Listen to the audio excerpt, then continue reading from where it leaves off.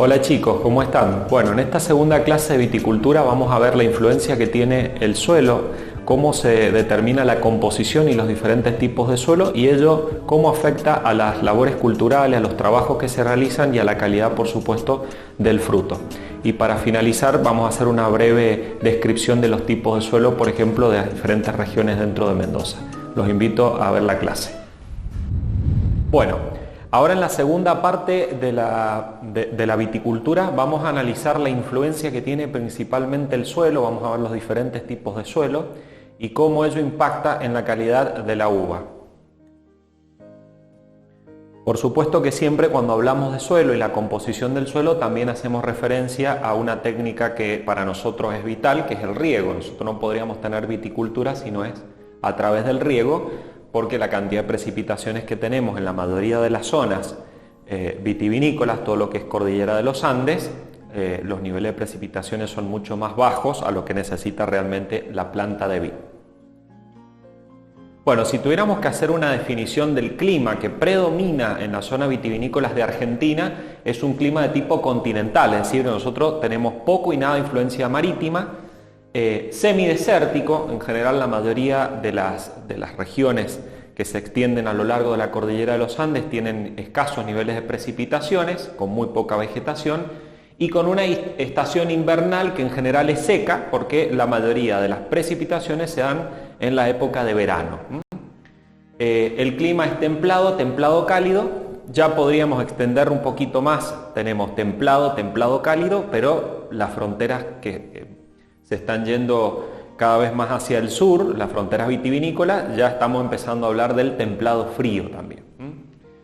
Los niveles de precipitaciones que vamos a encontrar en la mayoría de las regiones vitivinícolas que se encuentran sobre la cordillera de los Andes van de los 100 a los 300 milímetros de lluvia. Aquí en Mendoza normalmente tenemos entre 200, 230, 240, depende el año.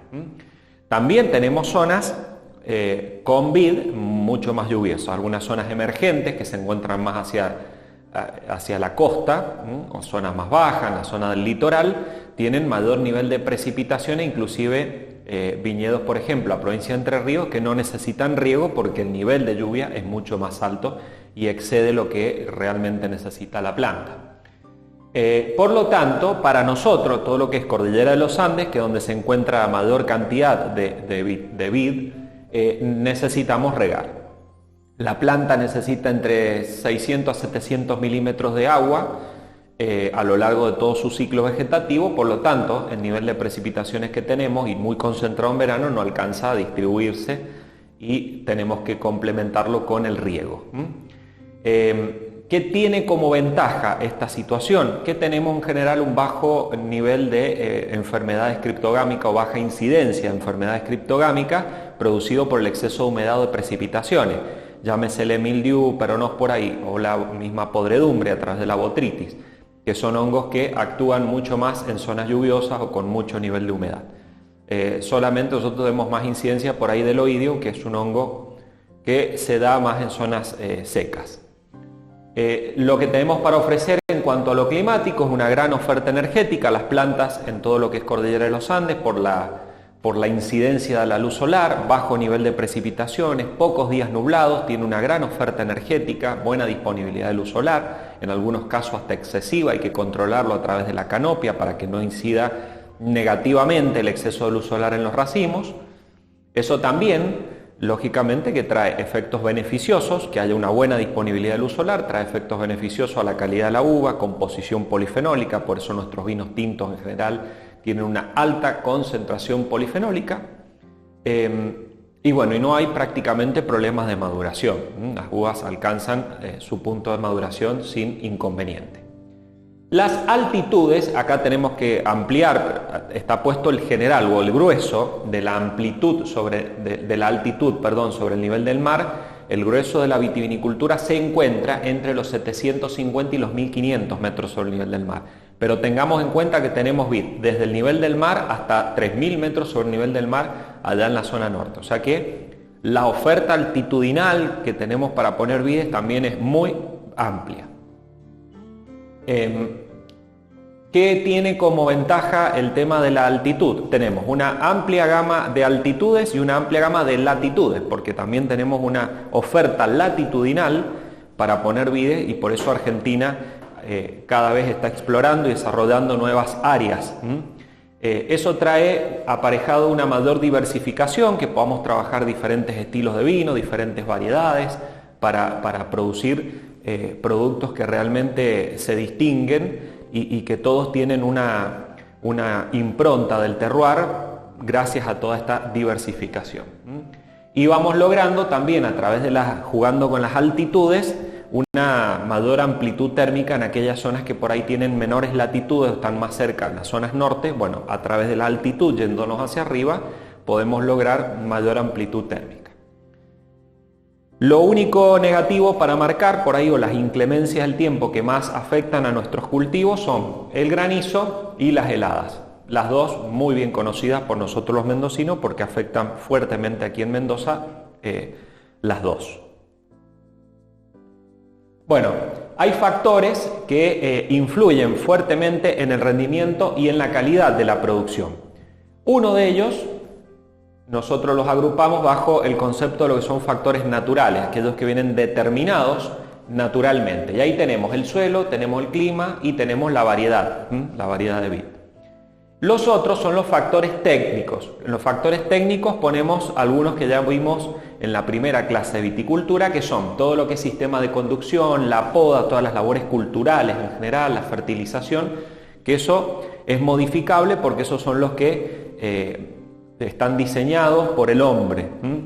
En el caso de los factores naturales, algunos pueden ser mitigados, no todos se pueden controlar. Por ahí algunos pueden ser mitigados y hay otros que realmente es muy difícil por ahí de cambiar o de modificar. Bueno, vamos a ver uno que es muy importante, que es el suelo.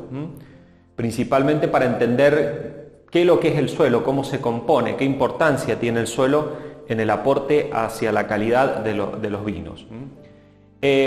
Tendríamos que primero y principal mencionar que el suelo va a ser el soporte sobre el cual la vid va a anclarse, ¿sí? El suelo va a ser el soporte sobre el cual la vid va a anclarse, va a extender su sistema radicular, del cual se va a nutrir, se va a alimentar también.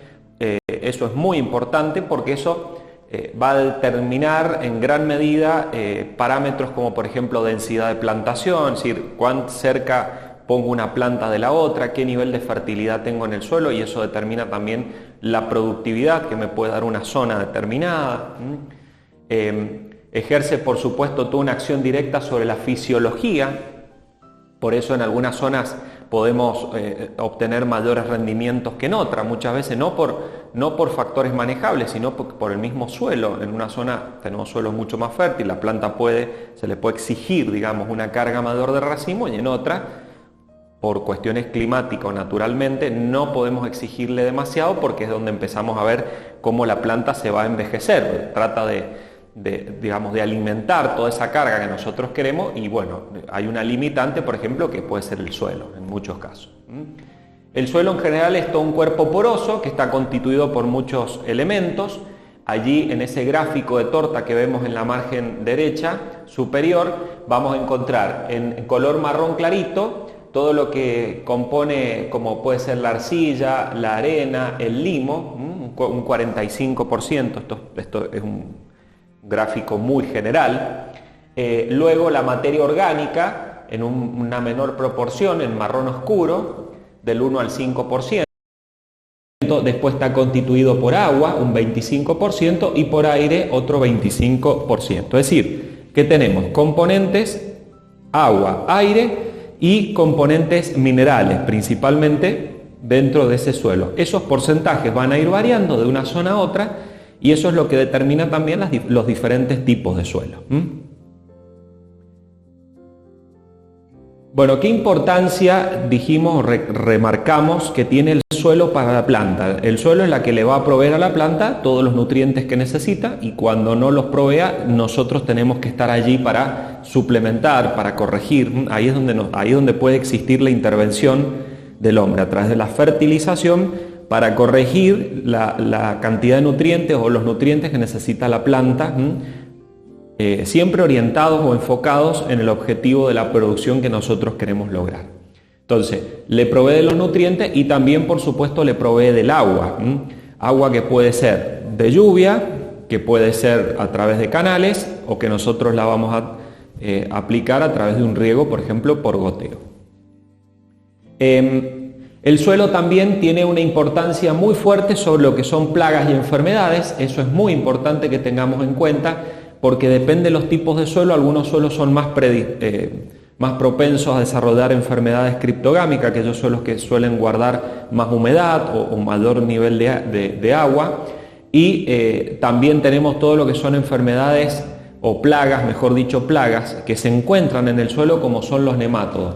Los nemátodos hay que tener en cuenta que siempre que vamos a encarar una nueva plantación en una zona se hacen estudios de suelo, justamente para advertir la presencia o no de estas plagas que si están hay que hacer un tratamiento para eliminarlas, porque si no, una vez que ponemos las plantas podemos llegar a tener problemas graves después de producción o de muerte de las plantas. Es muy importante que el suelo tenga un mantenimiento, ¿sí? Un mantenimiento físico, un mantenimiento químico a través de los aportes que nosotros vamos a ir realizando con la fertilización, con el mismo riego, y biológicos, porque necesitamos renovar muchas veces la materia o la materia orgánica del suelo para mantener siempre esa biodiversidad. También hay una influencia muy fuerte sobre esa carga microbiana que tienen los suelos en la alimentación de las vides y por supuesto después la influencia directa sobre los racimos. Dentro de los parámetros que uno analiza en el suelo, uno muy importante del cual hablamos es la textura.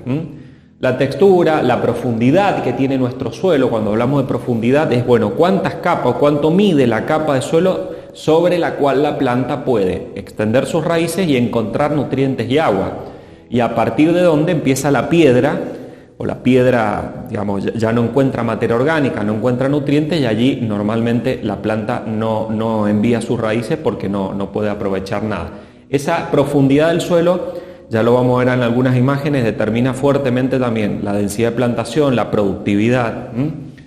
La estructura y composición química del suelo influyen, por supuesto, directamente en el sistema radicular y en la producción, la cantidad de racimos que tenemos en la planta. El vigor también depende de algunos nutrientes. Cuando hay exceso de algunos nutrientes, por ahí compuestos nitrogenados, la planta se torna muy vigorosa y bueno, eso es lo que uno tiene que estar atento para ir corrigiendo en el caso de desequilibrios. La textura básicamente está determinada por las partículas o cómo se compone porcentualmente los diferentes componentes de mi suelo. Entonces acá vamos a tener las gravas, la arena, el limo, la arcilla, todos esos componentes que están en mayor o menor porcentaje determinan la textura del suelo. Eso va a determinar, por ejemplo, que retenga más agua o que no, que sea muy permeable y el agua escurra, que retenga más nutrientes en un tipo de suelo o no, que ahora los vamos a ir viendo y por supuesto influye en la producción. Todo lo que son las gravas, estos suelos bien rocosos, como vemos en las imágenes, pura piedra, que pueden tener diferentes tipos de tamaño. Bueno, vamos a encontrarnos con estos suelos que normalmente llamamos suelos muy pedregosos, en zonas que son más bien altas, en zonas más cerca de la cordillera, o también que estén muy próximas al lecho de un río, suelen tener mayor presencia de piedras. Son suelos en general que facilitan mucho el drenaje, el agua que cae escurre rápidamente, se calientan rápidamente y favorecen la maduración precoz. Entonces hay que tener en cuenta que aquellos suelos tienen mucha presencia de piedra, por allí la vid en estos suelos va a madurar antes que la misma vid en otro tipo de suelos que se denominan más fríos. Hay que tener en cuenta el drenaje porque en estos suelos el riego se tiene que determinar tal vez de forma más seguida, porque el agua que estamos agregando, bueno, percola y filtra mucho más rápido a las capas inferiores. Es un suelo que para la planta le exige tener que buscar, tener que mandar las raíces y tratar de encontrar sus nutrientes. Es un suelo bastante limitado para la producción, pero bueno, en esa limitación de la producción la planta digamos, en esa hostilidad para la planta de tener que hacer todo un esfuerzo para encontrar los nutrientes, la producción es más limitada, pero mucho más concentrada también. Otro constituyente de los suelos es la arena, que es un esqueleto, es la parte del esqueleto del suelo. Lo que hace es, esto tiene muy poca retención de agua, imaginémonos la arena, uno larga el agua escurre rápidamente, poca retención de agua y de nutrientes, son suelos bastante pobres cuando hay mucha arena, tiene mucha aireación, es un suelo bastante suelto, y la permeabilidad, tiene mucha permeabilidad. Entonces acá tengamos en cuenta que si estamos en una zona muy cálida, muy calurosa, y además el suelo es muy arenoso, el riego, los nutrientes van a tener que estar determinados muy precisamente para que la planta no se quede, por ejemplo, sin agua. Se calientan rápido, principalmente en primavera, y bueno, eso determina también a veces madureces anticipadas o precoces. En algunos casos, los suelos demasiado arenosos, vamos a ver que la vegetación es bastante pobre, y eso es porque justamente tienen muy pocos nutrientes, muy poca agua. Entonces son vegetaciones que están adaptadas a este tipo de suelos. Acá en Mendoza tenemos muchas zonas con estas características, principalmente hacia el este. Bueno, el limo vendría siendo el suelo intermedio, el que tiene características intermedias, partículas que van desde los 0,002 hasta 0,5 milímetros de diámetro, retienen mucha agua, no retiene nutrientes en gran cantidad, es decir, un suelo intermedio, por lo tanto la planta no se me excede en vigor. El tema del agua nosotros lo podemos corregir, poca facilidad para la aireación, pero con algún manejo, con algún trabajito se pueden, este sería el suelo como ideal, suelo intermedio, el limo. Por supuesto que no hay un suelo 100% de una cosa y cero de otra, sino que esto se determina de acuerdo al porcentaje que compone cada uno de los suelos. Bueno, y en el otro extremo de la arena tenemos la arcilla. La arcilla, imaginémonos toda la compacidad que tiene la arcilla. Tiene una elevada superficie de gramo por suelo, es bastante compacto, retiene por eso mucha agua, retiene nutrientes disponibles para las plantas, y en general los suelos arcillosos son difíciles de trabajar porque son suelos muy compactos, muy duros. La planta tiene mucha cantidad de nutrientes a su disposición, mucha cantidad de agua a su disposición, y se dedica al vigor. Son plantas muy vigorosas, mucha hoja, y bueno, desatiende por allí mucho el racimo. Bueno, acá, como podemos observar en este gráfico, tenemos un triángulo en donde en cada uno de los vértices de este triángulo tenemos, por ejemplo, hacia arriba en la cúspide de la arcilla, si fuera el 100%, la arena hacia la izquierda y el limo hacia la derecha. Y adentro, en diferentes porcentajes, entre estos tres elementos determinan los suelos intermedios, que se llaman. Entonces, por ejemplo, acá en el medio tenemos un suelo franco-arcilloso. Un suelo que tiene un porcentaje importante de arena, un porcentaje importante de limo y un porcentaje también de arcilla, como un suelo bastante intermedio. O el suelo franco, que está bien en el centro. El suelo franco tiene como también una proporción 50% de arena, 50% casi de limo y bastante poca arcilla. Bueno, en general, los suelos arcillosos, como dijimos, al tener demasiada retención de agua y de nutrientes, son suelos muy compactos, no tienen buena aireación, y eso es un problema. Por ahí lo que se debe hacer para estos suelos es aumentarle un poco la materia orgánica, se le agrega materia orgánica para que justamente se vayan formando poros y de esa forma podamos mejorar un poco la aireación y para que circule más el aire. El tema también del suelo arcilloso es que para trabajarlo son bastante pegajosos, se empantanan, se embarran, son difíciles de trabajar. Bueno, estos suelos hay que trabajarlos muy bien porque no son los suelos ideales, por supuesto, para la producción de la vid. Los suelos arenosos en general dijimos que tienen buena aireación, pero poca retención de nutrientes de agua. Hay que también trabajarlo porque en algunas zonas esto se transforma en una limitante para la producción. Son como los extremos. Una limitante porque, bueno, a veces se hace tan costoso el trabajo de tener que agregarle, bueno, el tema del riego, la disponibilidad del agua, la cantidad de nutrientes, que a veces es improductivo. Por eso vamos a ver en suelos muy arenosos que la vegetación es prácticamente nula, a veces muy difícil, y si el arenoso se transforma en arenoso salino, o sea, arena más mucha salinidad, también es bastante problemático. También se le añade un poco de materia orgánica, que eso va a formar algunos agregados con las partículas minerales, y eso también le da cierta retención de agua, cierta retención de nutrientes para que la planta se pueda desarrollar. La materia orgánica viene a ser como el equilibrador en estos extremos. Bueno, y en el medio tenemos los francos o francos limosos. Son suelos ideales, decimos son los suelos intermedios, suelos ideales, que tienen cantidad entre un 7 y 27 de arcilla, lo cual permite retener ciertos nutrientes, cierta cantidad de agua, pero no excesiva. El resto cantidades similares de arena y de limo, o sea, como un equilibrio en todos sus componentes.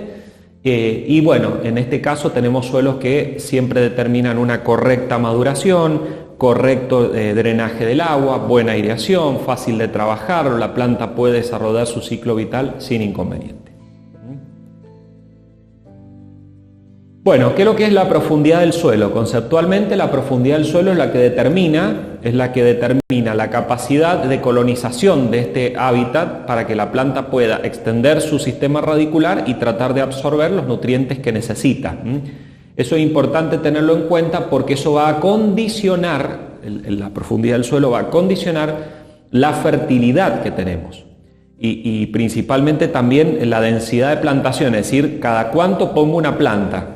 Si tengo suelos muy poco profundos, la capa que tenemos para poder aprovechar nutrientes muy poquita, no podemos poner plantas muy seguidas una al lado de la otra porque la competencia va a hacer que se agote el suelo y las plantas terminen siendo muy pobres, poco fértiles, poco productivas. Entonces eso también tenemos que tenerlo en cuenta. Bueno, acá tenemos una imagen muy bonita en donde observamos cómo la planta a través del material poroso que es el suelo va extendiendo sus raíces, pasan por entre medio de las piedras. Este es un suelo que tiene bastante cantidad de piedra. Ya empezamos a observar que acá tenemos una capa muy, digamos, aprovechable por la planta, que sería la profundidad efectiva del suelo, y a partir de ahí, como un corte, vemos que ya hay prácticamente piedras. A partir de allí, donde encontramos solamente piedra, poco y nada puede aprovechar la planta.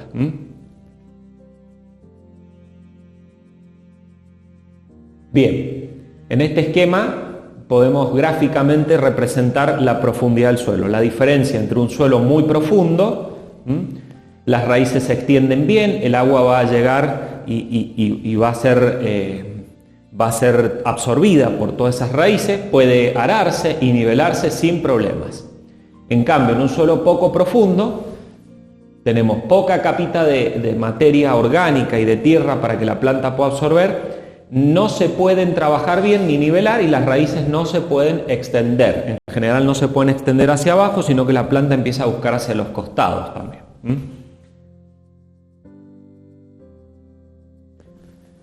En general, los suelos fértiles y profundos, ¿qué tenemos que tener cuidado? Con el vigor. Suelos fértiles y profundos, la planta tiene mucho espacio para extender sus raíces y por ende se va a dedicar a aumentar su follaje, a aumentar su canopia, va a tener mucho vigor. Ahí podemos crear competitividad entre plantas, poniendo plantas más cercanas, realizar podas de invierno cortas, dejando pocas yemas, también para frenarle un poquito el tema del vigor, realizar una poda de verano tras el envero, tanto en sarmientos como en racimos, para tratar de ir frenando todo ese exceso de nutrientes que tiene en el suelo y que la planta lo traduce después en un vigor excesivo. Con un suelo superficial, es decir, de poca capa para aprovechar nutrientes y muy pobre, no vamos a tener en general problemas de vigor. En este caso sería todo lo contrario. Habría que calcular si la plantación en este caso va a ser rentable, si pongo una plantación, si va a alcanzar los nutrientes que tiene este suelo para la producción que yo quiero lograr. Por eso dice el caso de si la producción va a ser rentable. Bueno, la estructura básicamente del suelo está determinada por la forma en la que se van a agrupar las partículas que componen el suelo, la arcilla, el limo, la arena. En general, dice, cuando se agrupan, fíjense, toman aspecto de partículas mayores y se denominan agregados. Es más bien un estado, dice, la evolución natural del suelo produce una estructura vertical, estratificada, conocida como perfil. ¿Y qué es lo que va pasando? El suelo, a medida que se va trabajando, se va nutriendo, se va regando, bueno, va sufriendo cambios y modificaciones. El suelo no es un elemento estanco que no se modifica a lo largo del tiempo, todo lo contrario, digamos, un sistema bastante movido en cuanto a la carga de materiales, porque nosotros calculemos que los mismos suelos se han ido formando, pasa que va siendo lento esa modificación, pero los mismos suelos a través de la lluvia, el escurrimiento del agua, se van erosionando, van perdiendo ciertos componentes, entonces se van depositando en función de la zona donde se ubique y de las características climáticas, va sufriendo ciertas modificaciones que hacen que el hombre tenga que estar atento a eso para ir corrigiendo los desfasajes o los desequilibrios. Acá podemos ver otra imagen. Acá se ve clarito la capa de suelo fértil, que lo vemos con una presencia muy importante de materia orgánica, de limo, arcilla, y a partir de ahí vemos que ya aparece la piedra madre prácticamente en la mayor centralidad del suelo es piedra. En esa zona ya prácticamente no vamos a encontrar nutrientes que le permitan a la planta desarrollarse, entonces las raíces solamente se ubican en la zona superior.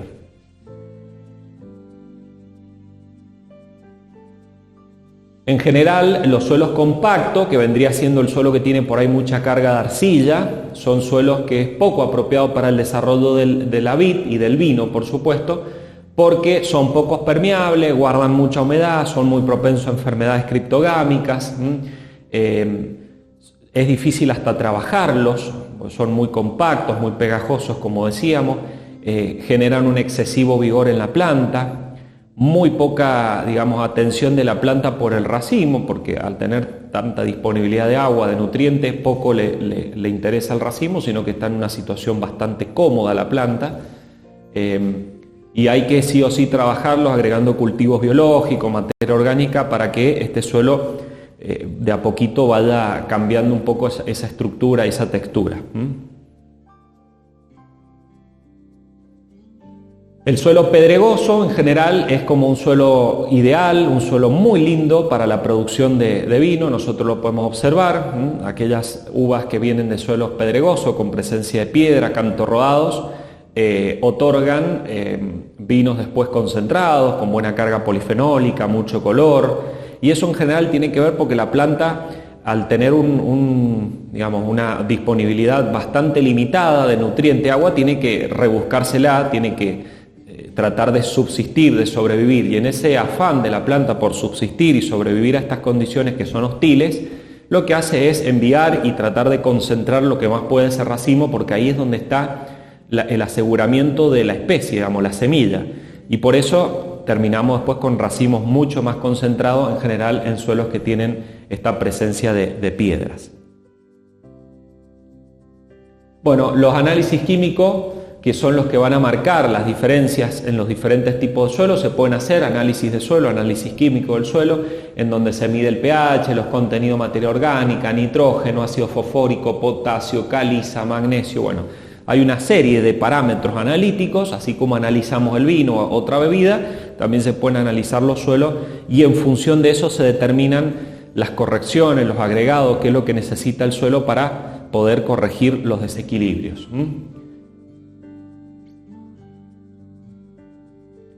Podríamos decir en general que las diferentes composiciones del suelo impactan en diferentes calidades de vino o tipos de vino. Por ejemplo, suelos donde hay mucha presencia de hierro, vamos a encontrar que tenemos vinos con una mayor carga de color, porque el hierro es necesario en la planta para todo el proceso de generación y formación de antociano. Los suelos calizos influyen en los aromas, el grosor de la uva. En los suelos donde hay abundancia de magnesio contribuye a la armonía, el magnesio contribuye al equilibrio entre la producción y el follaje.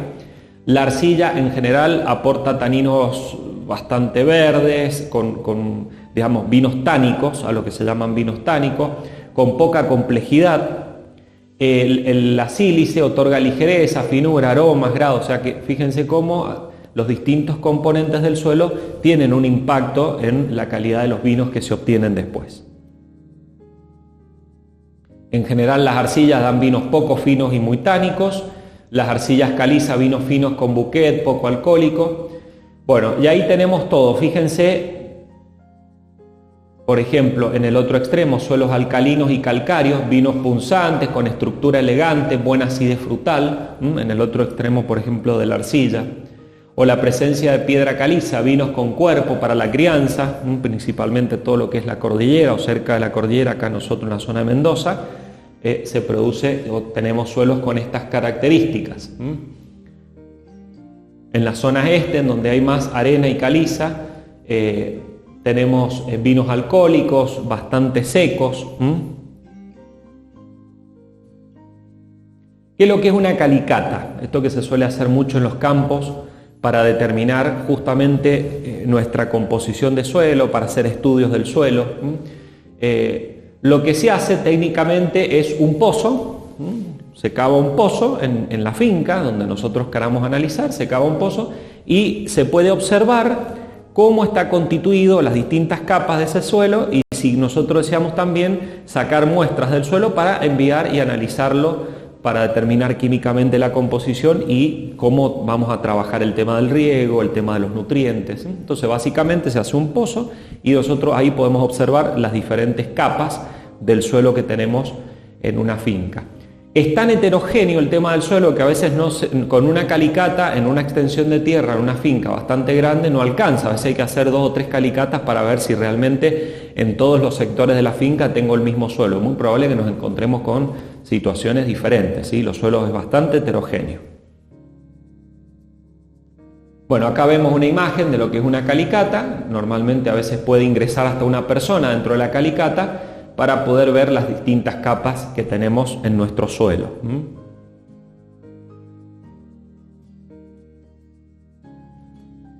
Bueno, acá también tenemos los suelos que tenemos en las diferentes regiones vitivinícolas del mundo y que yo diría van a ir determinando, dependiendo la formación de ese suelo, si es un suelo aluvional, si es un suelo volcánico, si es un suelo, por ejemplo, que está muy próximo al mar, va a tener una influencia muy fuerte también de toda la salinidad, de todo lo que trae el mar.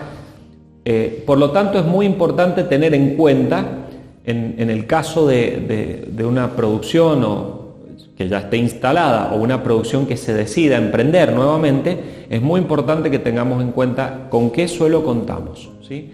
Más si vamos a hacer una inversión de poner plantas, esto yo les diría que prácticamente es lo primero que se analiza en una nueva parcela, en una nueva finca, antes de poner una plantación de vid, se hace un análisis del suelo, se elimina, por ejemplo, si hay o no enfermedades, hay que hacer un tratamiento antes, si hay plagas, analizamos si el suelo es propicio o no para lo que nosotros queremos lograr. Bueno, el análisis del suelo yo diría que es casi importantísimo en esto. Bueno, un parámetro que ha llevado a cabo, a través del INB se ha llevado a cabo para poder distinguir diferentes zonas geográficas dentro de la Argentina, reconocidas por la calidad de sus vinos, por los tipos de suelo que tenemos, es a través de las indicaciones geográficas, que esto que vemos a veces en las etiquetas, las famosas IG. Cuando la uva que dio origen a un vino viene de una IG determinada, se coloca, ¿sí? Cuando pertenece a una IG quiere decir que es la indicación geográfica, determina la zona de la cual proviene esa uva. Está reconocida por ser una zona distintiva de la calidad de los vinos y bueno, y por supuesto que eso está determinado por el suelo. Es muy importante también tener en cuenta el tipo de suelo. Se determina primero la ubicación geográfica, cómo está la región actualmente, los antecedentes históricos de la zona y se hacen estudios de los factores naturales, del clima, el agua, el suelo, la flora, la fauna y después de todo ese trabajo se aprueba una IG. Una IG que puede ser de un sector, de un paraje, por ejemplo, no sé, Gualtallarí, Altamira, ahora que empezamos a escuchar estos nombres, ¿ya? En un comienzo hablábamos al principio del Valle de Uco, después hablamos del departamento del cual provenía la uva, y ahora empezamos a hablar de parajes específicos. Entonces decimos, y ya no es más Tupungato, decir, bueno, ¿qué parte de Tupungato? ¿El Peral, Gualtadarí? ¿O qué parte de San Carlos? ¿Es la Consulta? ¿Es Altamira? ¿El Cepillo? O sea, empezamos como a mencionar parajes puntualmente, que muchos de ellos terminan o ya son parte de una IG. Entonces nosotros aquí tenemos este mapa en donde vemos fuertemente las zonas. Este es un mapa de Wines of Argentina, en donde vemos las zonas donde tenemos distribuida la vitivinicultura y se van empezando a determinar las famosas después IG. De norte a sur, prácticamente de los 23 grados de latitud sur, acá por la zona de Tilcara en Jujuy, llegamos hasta los 45 grados de latitud sur en la zona de Chubut. Por eso yo al principio les dije que tenemos una gran oferta latitudinal para poder poner vides. Y de este a oeste tenemos viñedos con 4 metros sobre el nivel del mar a viñedos que superan los 3.000 metros sobre el nivel del mar. 4 metros acá en la zona de Buenos Aires, 3.000 metros sobre el nivel del mar en la zona norte. O sea que también tenemos una gran variedad de altitudes. Bueno, en general tenemos una gran variedad de altitudes, una gran heterogeneidad de latitudes, y también eso determina una heterogeneidad de suelos, de tipos de suelo, a lo largo de todas las regiones vitivinícolas. La heterogeneidad del suelo, nosotros cuando hablamos del tipo de suelo de una zona podemos hablar de una generalidad primero. Es decir, bueno, en tal zona los suelos son en general pedregosos, con poca cantidad de materia orgánica, algo de canto rodado, poca arcilla, bueno, eso es general. Pero después nosotros analizamos y el suelo varía, como les dije recién, de una finca a otra. O dentro a veces de la misma finca, cuando son fincas muy grandes, el suelo a veces en un extremo no es igual que en el otro. O sea, es tan heterogéneo el tema del suelo que por eso se ha transformado en un punto de estudio muy importante. Y de hecho muchas investigaciones, ya sea por emprendimientos privados o por bodegas, por instituciones públicas, han focalizado en los últimos años los estudios y la diferenciación de los tipos de suelo. Porque eso determina fuertemente la tipificación de los vinos después.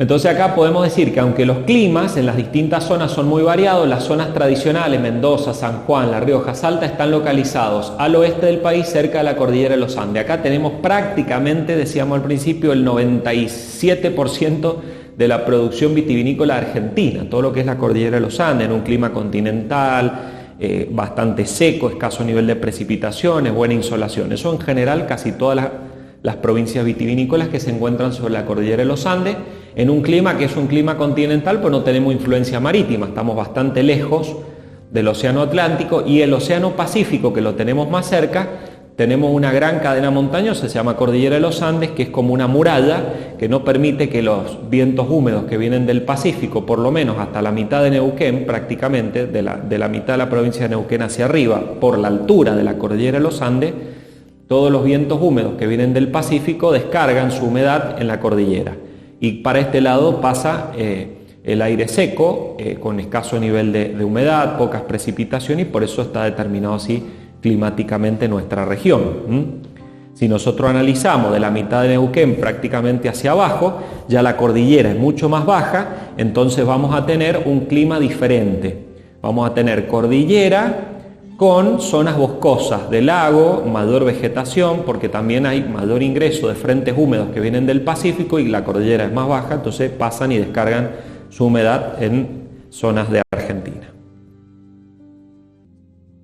Bueno, básicamente acá tenemos en el mapa de Mendoza marcados los oasis productivos, oasis vitivinícolas, en donde en general tenemos como condiciones ecológicas suelos pobres, en general, vuelvo a repetir, en general.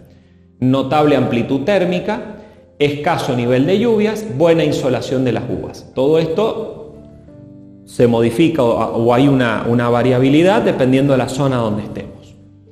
Básicamente dividimos a la provincia en 5 zonas, lo que es el norte mendocino, lo que es la zona centro llamada primera zona, determinado por Maipú y Luján, la zona del este mendocino, que es esta parte, la zona del Valle de Uco, que es lo que tenemos bien al oeste, sobre el pie de la cordillera de los Andes, y la zona del sur mendocino, que está determinado por San Rafael y General Alvear. Malargüe no lo ponemos porque todavía no aparece en el mapa vitivinícola. Bien, ¿qué tenemos en general? Vamos a ir viendo de las diferentes zonas de Mendoza. Vamos hacia el norte, norte mendocino, son las áreas de menor altura sobre el nivel del mar, muy parecido a lo que vamos a tener en realidad con el sur. La zona de San Rafael y General Alvear también tienen bajo nivel de altitud sobre el nivel del mar. Eso está determinada la zona norte por los departamentos principalmente de Lavalle, algo de Las Heras, alguna partecita abarca de Maipú también, Guaymallén, suelos de poca pendiente, es una zona más plana, más llana, suelos de poca pendiente, profundos y algo salinos. O sea, profundo, la planta tiene mayor vigor, tiene mayor capas de tierra para poder aprovechar los nutrientes y por lo tanto son más vigorosas, pero atentos porque la salinidad se transforma también en algunas zonas como una limitante. Suelos muy salinos que hay que tenerlos en cuenta porque después eso afecta la acidez principalmente de los vinos.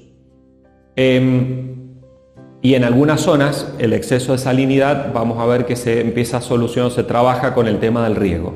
Vamos a ver mucha inundación de la finca o por ahí agua, se riega mucho a manto, mucho a surco porque hay que hacer lavajes del suelo para poder limitar un poco el tema de la salinidad y que no afecte la planta.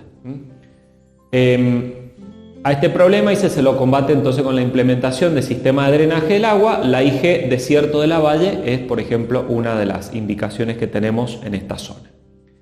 Las variedades, hay diferentes tipos de variedades, pero una zona que se destaca mucho por algunas variedades blancas como el Pedro Jiménez, Chenin, Torrontés, Uñi Blanc, también hay mucha criolla, moscatel, y entre las tintas, por supuesto, la Bonarda, el Syrah y el Malbec. Luego en el este mendocino también tenemos una zona bastante plana, la zona de menor diferencia de altitudes en las fincas, integrada por los departamentos San Martín, Junín, Santa Rosa y La Paz, y Rivadavia también.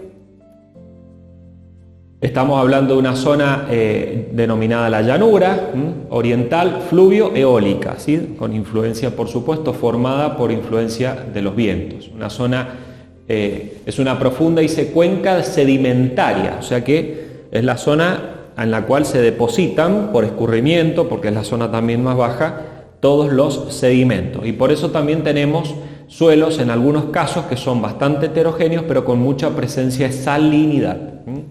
Acá hay suelos de tipo franco-arenosos o limo-arenosos, suelos también en algunos casos profundos y más pedregosos y están más próximos a los ríos, como les decía por allí, muy poca pendiente, eso hace que por ahí se acumulen las sales en algunas zonas, por eso hay que determinar la frecuencia y el tipo de riego para tratar de mitigar el efecto de la salinidad, que uno lo puede observar cuando va, si uno agarra la ruta 7 y empieza a irse hacia la zona este y mira hacia sus costados, va a ver en el suelo a veces arriba, principalmente en invierno, la tierra de color blanco, o sea, empezamos a apreciar allí el exceso de salinidad.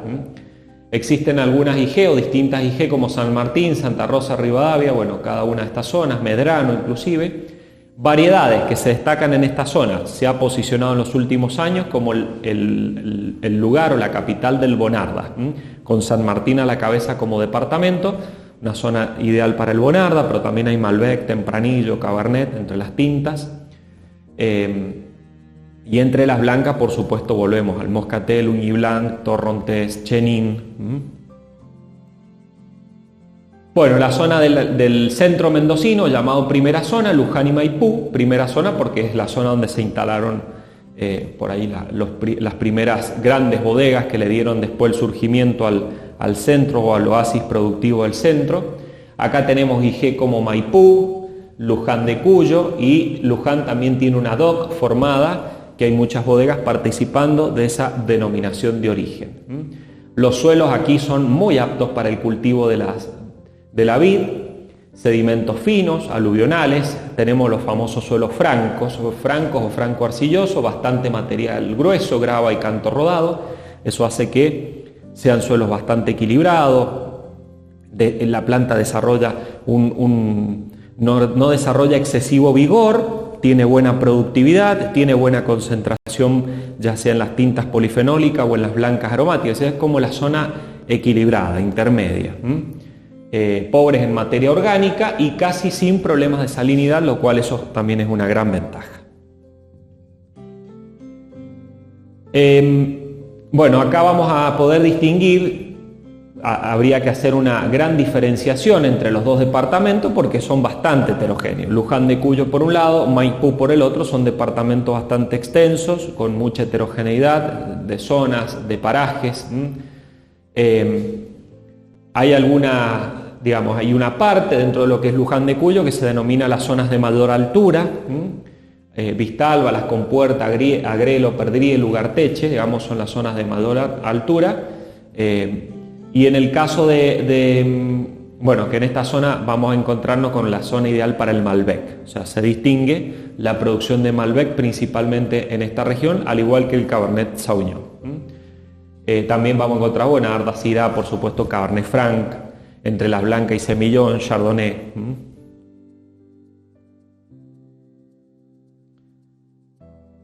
El Valle de Uco, integrado por Tupungato, Tunuyán y San Carlos.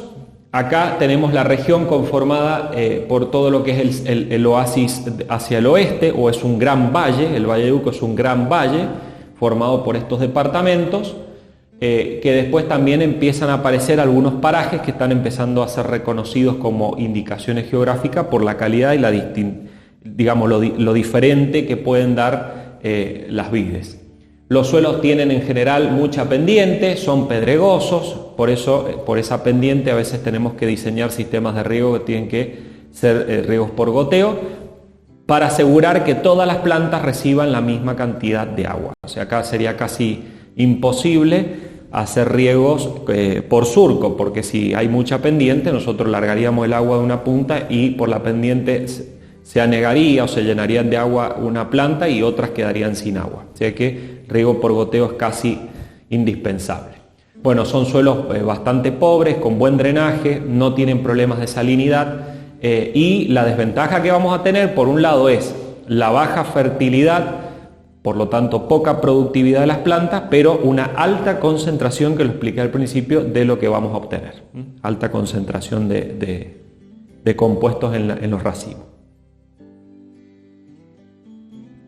Bueno, para distinguir algunas indicaciones geográficas,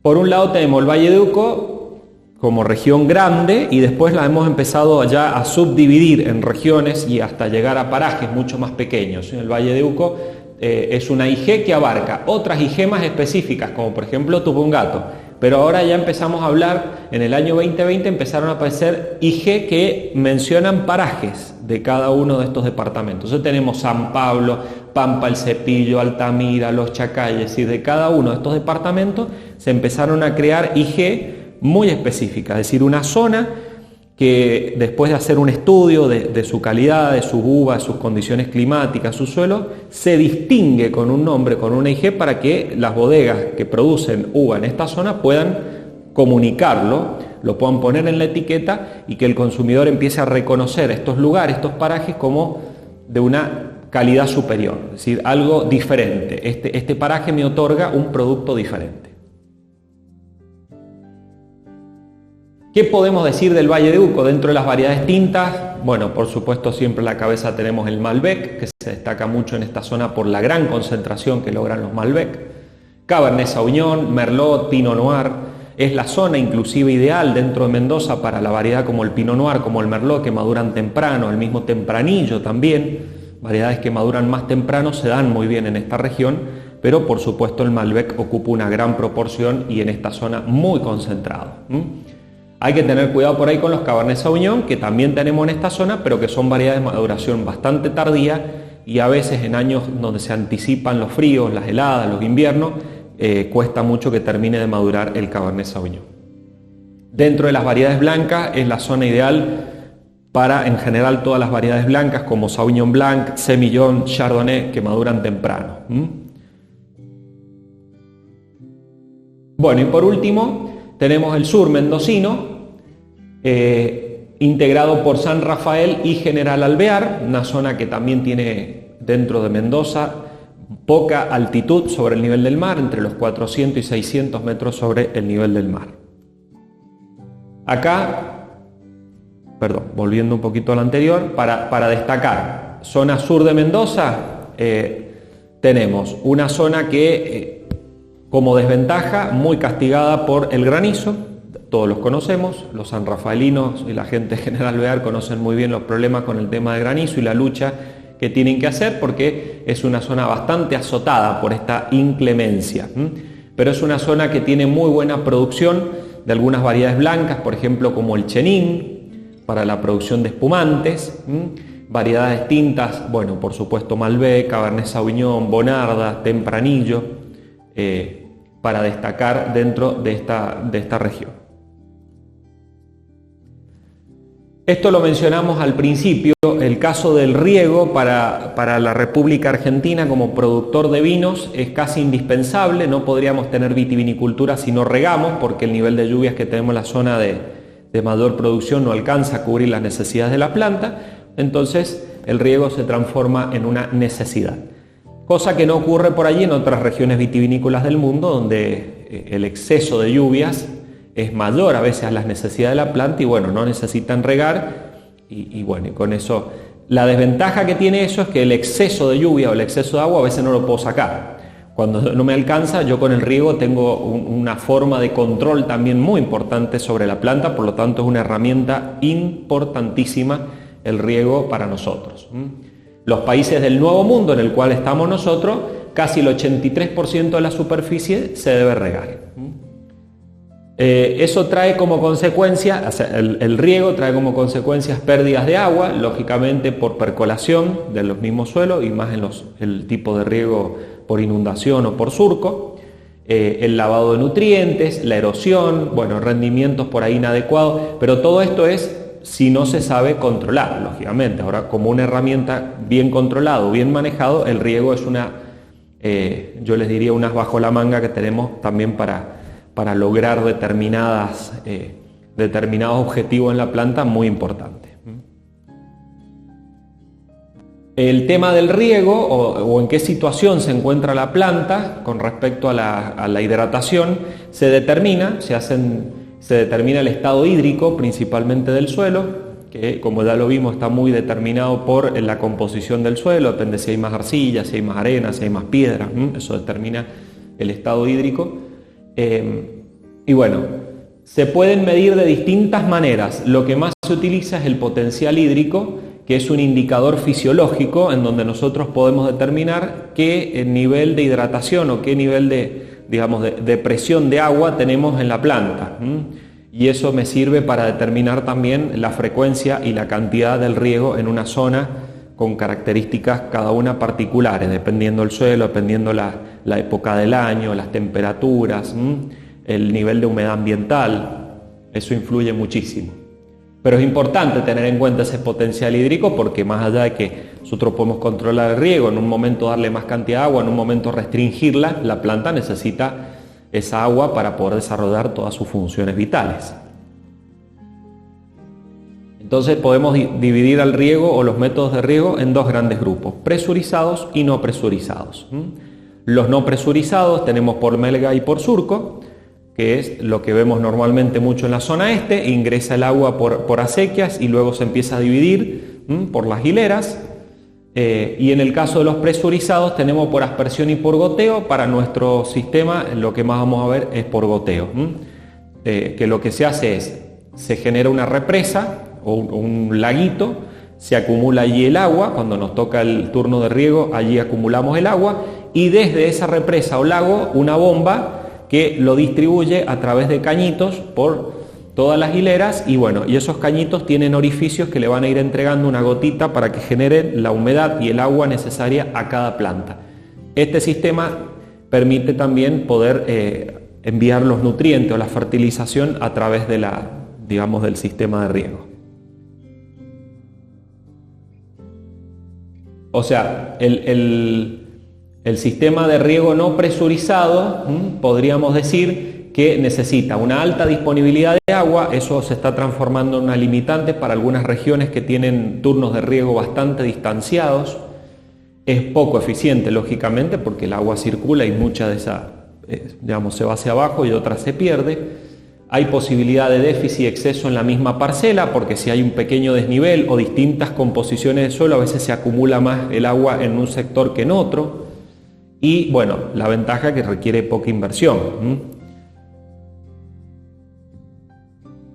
En el caso de los riegos por goteo, es decir, presurizado, acá podemos economizar el recurso del agua, que hoy es bastante limitado. Promueve una alta eficiencia de la aplicación, porque yo puedo determinar cuándo, cómo y qué cantidad le agrego a cada planta. Me da precisión en el manejo del riego, permite la entrada de producciones nuevas en zonas que son inexploradas, simplemente ya sea por un pozo o por recibir agua a través de algún canal. Yo puedo acumularla y regar cuando necesita la planta. Y sí, lo que tiene es un elevado costo de instalación y mantenimiento, lógicamente todo el sistema de presurización, de bombas. Pero vuelvo a repetir, me da esa precisión hasta inclusive en la aplicación de los nutrientes y fertilizantes de la planta. Bueno, acá podemos ver la cañería, y esas cañerías tienen orificios donde va cayendo la gotita de agua en cada una de las plantas. Como conclusión, en cuanto al estado hídrico, que analizamos el estado hídrico de la vid, es importante porque caracteriza el estado hídrico principalmente del viñedo, y de esa forma nos permite trazar diferentes criterios o frecuencias y cantidades de riego. Es el método que se utiliza, que normalmente se utiliza con la cámara de presión para poder medir el nivel o el estado hídrico de la vid, y permite desarrollar una estrategia de riego dependiendo la zona, el suelo, el clima, la humedad. Bueno, esto es todo para el módulo de viticultura. Nos veremos en la siguiente clase.